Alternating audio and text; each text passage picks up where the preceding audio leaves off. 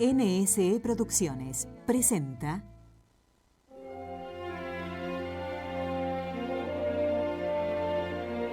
Dice el Concilio Vaticano II: la liturgia es la fuente de donde emana toda la fuerza de la Iglesia.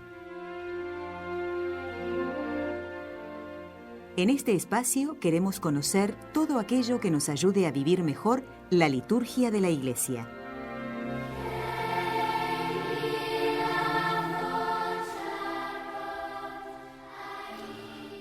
Saludos, estimados oyentes. Soy César Sánchez y estamos aquí de nuevo en esta serie de programas dedicados al canto gregoriano. Hoy tenemos un programa muy especial porque tenemos un invitado que viene de Chile, se llama Gerhard. Hola, Gerhard. Hola, ¿qué tal? Pues Gerhard es un estudiante de máster en culturas medievales en la Universidad de Barcelona y lleva aproximadamente 7 años dedicado al canto gregoriano.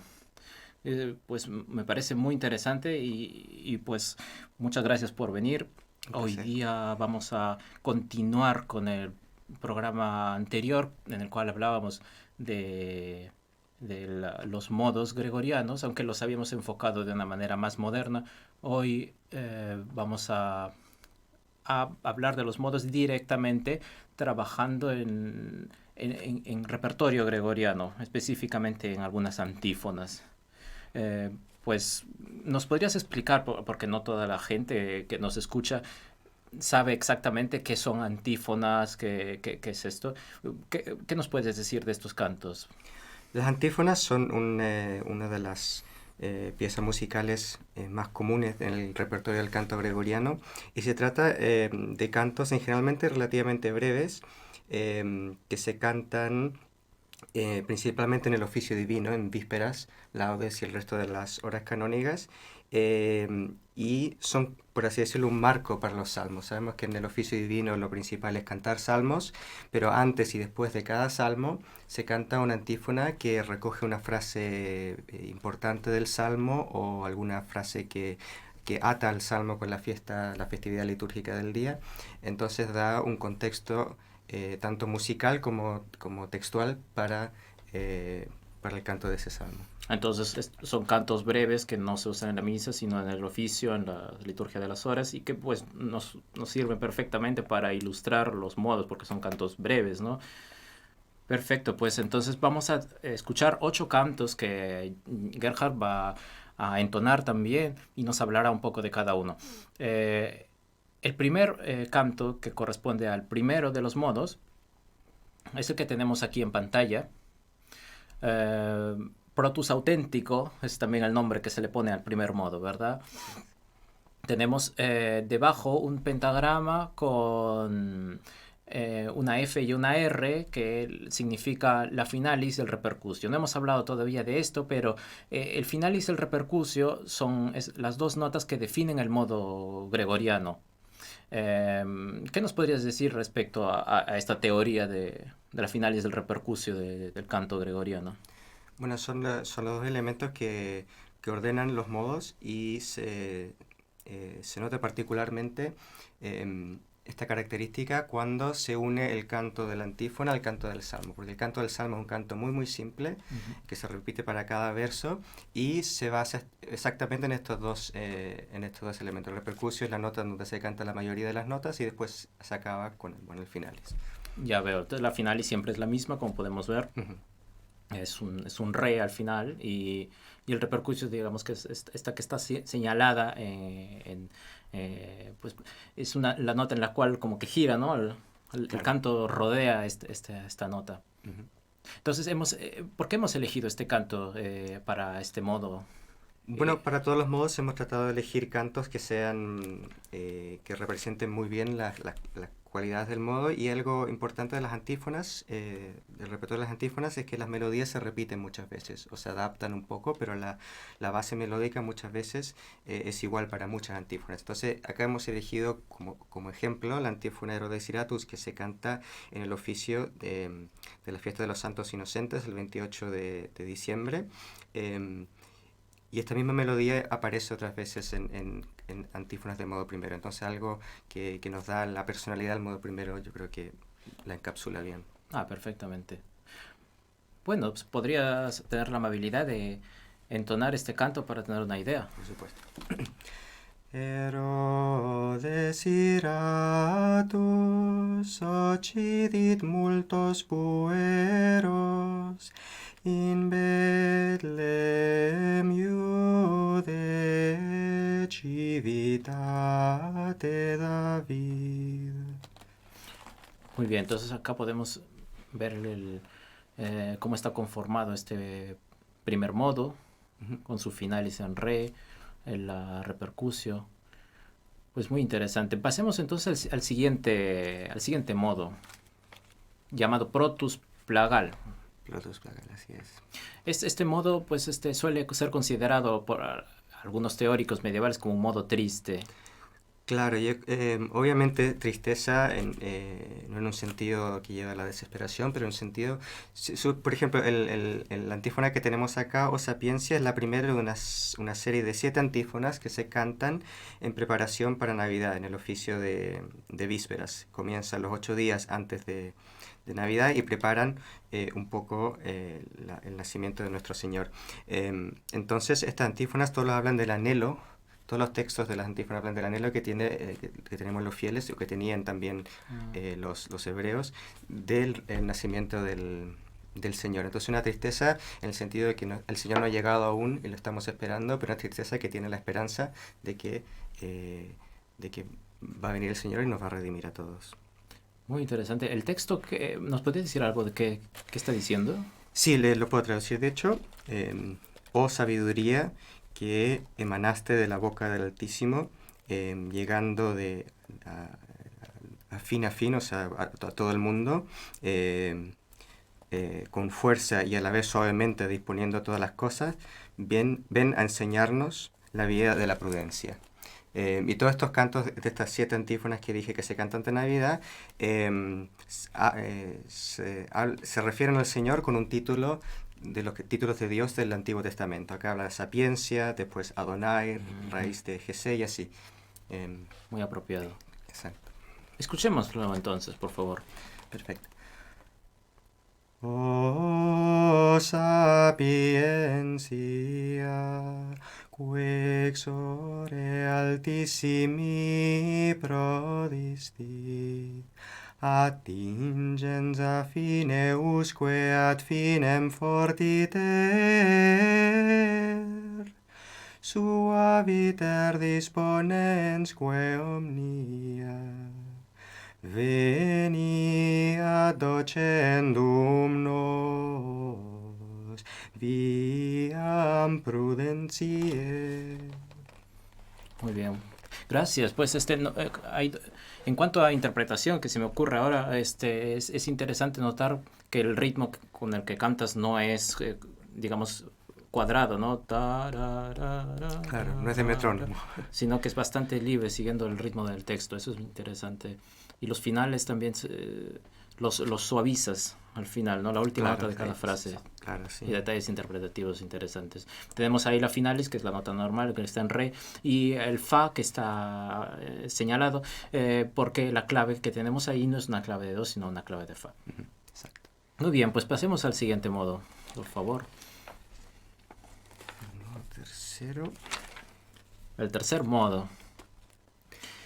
Pues, ¿qué nos puedes decir de este modo, Deuteros auténtico? El Deuteros auténtico es un modo que muchos de los tratados medievales de música indican que es un modo mysticus, es la palabra que tienden a usar. Y que se usa especialmente en textos que se deben interpretar de manera particularmente alegórica. Por ejemplo, este texto, esta antífona, ista est, viene del común de las fiestas de vírgenes, no se canta para muchas fiestas de santas vírgenes, y es un texto que viene, si mal no recuerdo, del Cantar de los Cantares. Entonces es un texto que alegóricamente representa a la Virgen que tiene su nupcias con nuestro Señor Jesucristo. Filias Jerusalem, supongo que es hijas de Jerusalén. Dice, sí, ¿no? el texto, esta es, o ella es la bella, la preciosa entre las hijas de Jerusalén. Ujú. Bueno, escuchémoslo entonces para tener una idea. Ista est speciosa inter filias Jerusalem. Ya veo. Entonces, sí, se nota a pesar de la brevedad del canto, este carácter místico, ¿no? En cuanto al primer modo, que no hemos hablado de su carácter o su función, digamos, emotiva, ¿qué podríamos decir? Yendo hacia atrás. Siguiendo hacia atrás, el modo primero, yo le diría un carácter como enfático, serio, de seriedad, de gravedad. Creo que gravis es una de las palabras que usaban para definir o para explicar el sentido del modo primero. Guido de Arezzo lo llamaba como que el primero de todos, tal vez por el hecho que era como que el más usual o en cierto modo el más antiguo.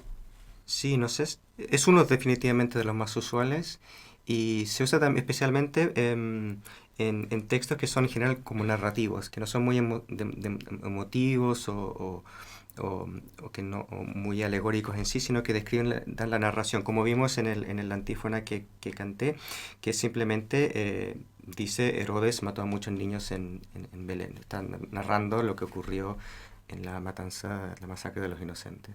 Claro. Vamos con el siguiente modo entonces. El modo 4 o Deuterus Plagal. Pues aquí tenemos la finalice en Mi y la repercusión en Re. Tal vez en otra ocasión hablaremos lo que son los modos, porque estamos hablando auténtico, plagal, ¿no? Es toda una teoría de esto de los modos medievales. Pero en todo caso, ¿qué se puede decir del modo 4? Yo tengo entendido que como que lo hablan, como que algunos lo llamaban amenazante a este modo. Sí, es curiosa esa expresión. Es un modo particularmente, me parece, emotivo y se usa mucho para, por ejemplo, aparece mucho en las antífonas de Cuaresma, especialmente cuando las antífonas hablan de la conspiración de los judíos para matar a Jesucristo. Estos textos tienden a utilizar el modo 4, esa sensación como de un cierto peligro inminente. Y en este caso, sí, ¿cuánto? Claro, precisamente esta antífona creo que viene del segundo domingo de Cuaresma, aunque quizás pueda estar equivocado, pero es uno de los domingos de Cuaresma. Y dice el texto, me pesaron, en el sentido de tomaron mi medida y de 30 piezas de plata, que es el precio que me apreciaron. Ah, ok, estamos hablando Que me entonces. claro, estamos hablando de cuando Judas vendió o traicionó a Jesucristo. Muy apropiado, ¿no? Ya para el modo. Muy bien, escuchemos por favor este modo entonces.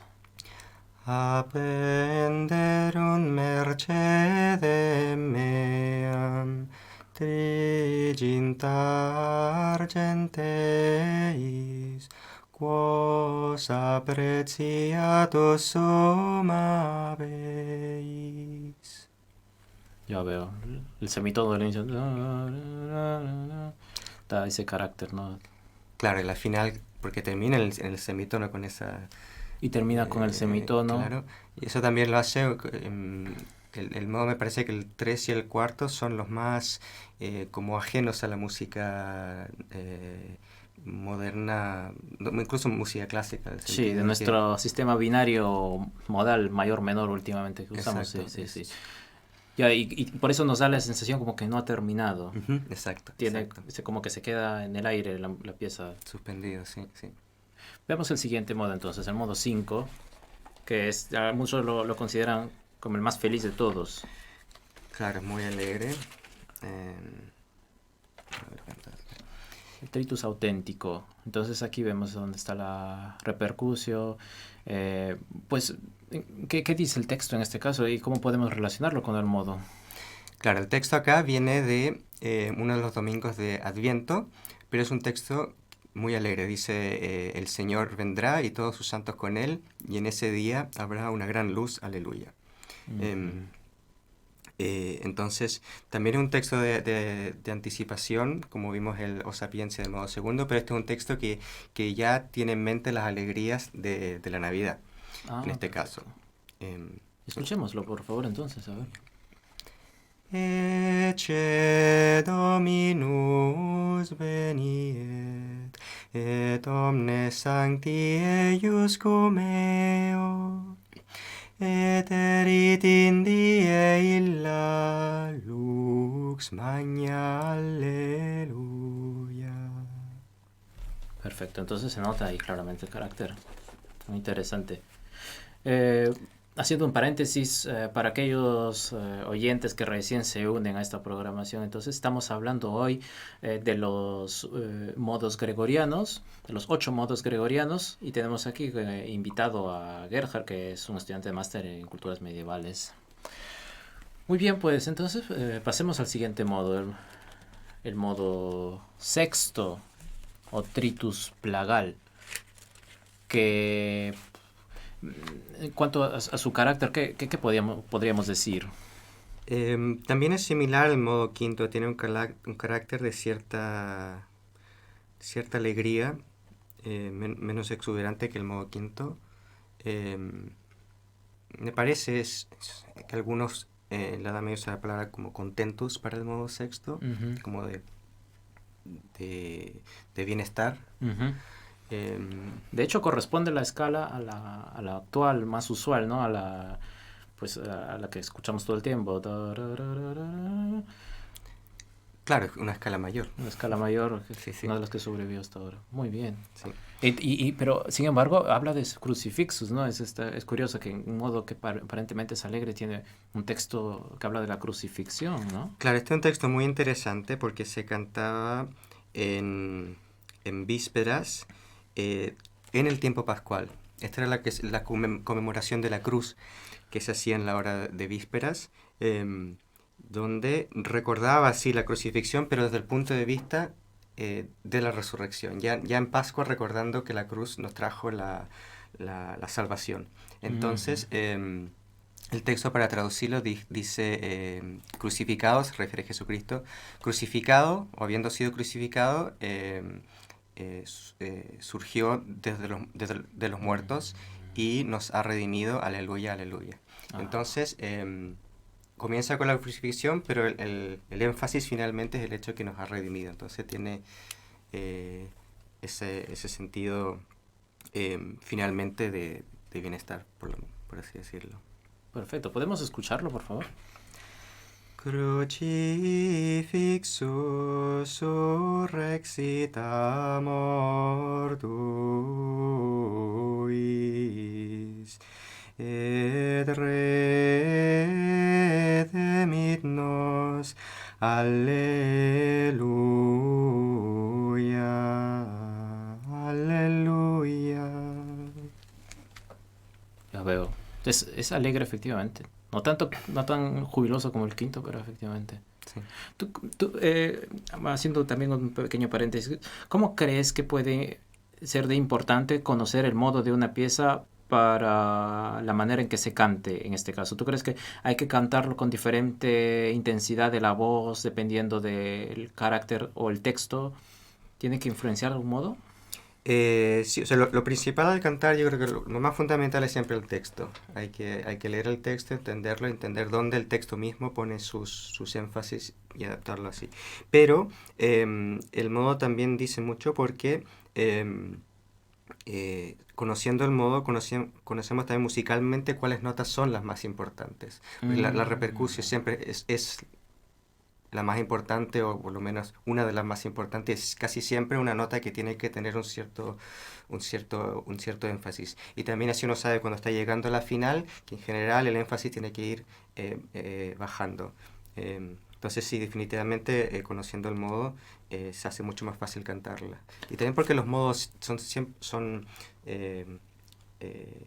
son tan característicos que el oído se acostumbra a ellos. Entonces cuando veo una antífona de modo sexto, aunque no la haya visto nunca, tengo más o menos la idea de cuál es su carácter y cómo se mueve musicalmente. Entonces, de partida, para comenzar a interpretar una antífona, algún otro canto, es bueno saber el modo. Claro, claro. Entonces la repercusión debe tener un poco cierto peso, un poco más de acentuación de algún modo. Sí, sí. Entonces acá vemos que las palabras acentuadas, por así decirlo, son crucifixus al principio, porque llega crucifixus. Y después, pero la segunda palabra, redemit-nos, en la primera sílaba de la palabra redemit. Entonces, resalta la importancia de esta palabra redemit, que es lo que le da el sentido final a la antífona, que se trata de que fue crucificado, pero nos redimió. Estos son los dos polos. Perfecto. Escuchemos el siguiente modo entonces, que es el tetrardus auténtico, en el cual vemos ahí la repercusión que está en re. ¿Qué nos puedes decir de este modo? ¿Es un modo triste, alegre? Es un modo, en general, imponente y casi como majestuoso, por así decirlo. Claro. Es un modo, en general, alegre, en el sentido, es muy distinto al modo 3 y 4, no tiene ese sentido de suspensión o de uno más definitivo, y se ve muy bien, porque esta antífona viene del común de los confesores pontífices, se canta en el oficio de santos que no fueron mártires y fueron obispos o papas. Y el texto dice: he aquí el gran sacerdote que en sus días agradó a Dios y fue encontrado justo, fue juzgado justo. Entonces es un texto imponente. He aquí el gran sacerdote, que llama la atención inmediatamente. Ya nada más viendo el texto, lo primero que está tal vez el Magnus, ¿no? Magnus, Magno, ¿no? Exactamente, exactamente.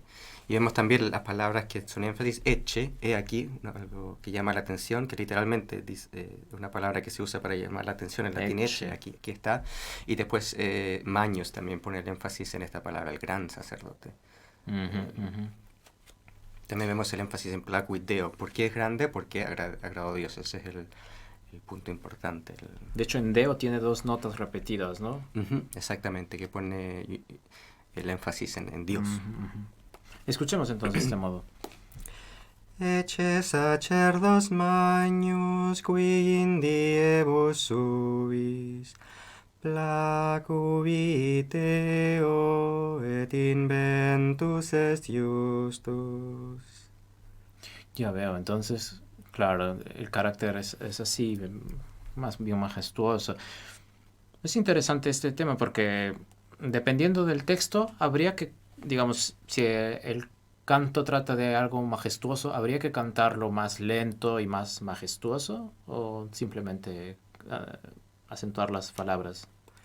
Sí, definitivamente, teniendo en mente esa característica, yo creo que afecta como uno lo canta. Esta antífona definitivamente debería ser cantada con una cierta solemnidad y de manera distinta quizás a una antífona de, no sé, de modo cuarto, que es como un modo bastante diferente. Sí. Entonces, finalmente tenemos a continuación el octavo modo. El octavo modo, también llamado tetrardus plagal. Sí, el modo octavo le dicen, creo que casi todos los tratados lo traen el modo perfectus, el modo en sentido de completo, el modo alegóricamente hablando relacionado con la resurrección. Porque hay que recordar que también en la Edad Media le fascinaba mucho la numerología, sabía muy bien el sentido simbólico de los números. Entonces, acá hay algo que quizás no es estrictamente musical de un principio, pero es el modo octavo. Ese es el modo de la resurrección, porque Jesucristo, la resurrección fue en el día octavo, contando de la creación. Ya veo. El día después del día séptimo del Sabbat. Entonces, quizás esa es la primera impresión, pero también musicalmente vemos que este es un modo que no tiene ese sentido del modo tercero y cuarto, de como una suspensión, como una falta de terminación. Este es un modo que musicalmente también suena muy completo y se utiliza mucho en los oficios de Pascua, de todo el tiempo pascual. Las antífonas de este tiempo litúrgico No todas, obviamente, pero muchas de ellas usan el modo octavo y claramente hay una relación acá con el sentido de que con la resurrección se ha llegado a la perfección. Entiendo. Entonces este modo es como que sí, estás asentado, firme, no sería muy usual usarlo en Adviento, por ejemplo, o en Cuaresma, ¿no? Sino más bien como dices en Pascua, claro, teniendo en cuenta el carácter. Muy bien, pues escuchemos entonces este modo, por favor. Sí, este en particular es la primera antífona de vísperas de Domingo de Resurrección, así que el primer anuncio litúrgico en la tarde de los eventos de la resurrección. Perfecto. Ahí le traduzco brevemente: el ángel del Señor bajó del cielo y acercándose movió la roca y se sentaba sobre ella. Aleluya, aleluya. Angelus autem Domini descendit de cielo et accedens revolvit lapidem et sedebat super eum. Aleluya, aleluya. Claro, se nota que termina. Muy bien. Bueno, pues luego de este recorrido tan interesante de los modos, viéndolos ya directamente en el repertorio, creo que tenemos una idea más general de lo que esto significa, que era un tema que teníamos que tratar hace tiempo ya. Pues muchísimas gracias por haber venido y habernos explicado todas estas cosas tan interesantes. Sí, un placer. Pues gracias por su atención y será para otra ocasión, estimados oyentes.